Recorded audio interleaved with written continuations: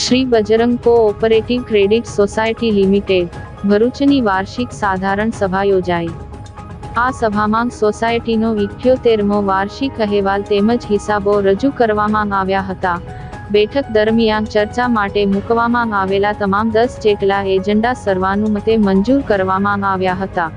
આ પ્રસંગે સંસ્થા દ્વારા પ્રોત્સાહક પ્રવૃત્તિના ભાગરૂપે ધોરણ પહેલી લઈને બોર્ડની પરીક્ષા સુધી શ્રેષ્ઠ ગુણ મેળવી ઉત્કૃષ્ટ દેખાવ કરનાર તેજસ્વી વિદ્યાર્થીઓને ઇનામ આપીને પ્રોત્સાહિત કરાયા હતા। આ સમગ્ર ગરિમાપૂર્ણ સાધારણ સભામાં સોસાયટીના પ્રમુખ ઇન્દ્રવદનભાઈ રાણા, ઉપપ્રમુખ રસિકભાઈ રાણા તેમજ સેક્રેટરી રોમેશભાઈ પંડ્યા ઉપસ્થિત રહ્યા હતા અને સભાનું સફળ સંચાલન કર્યું હતું।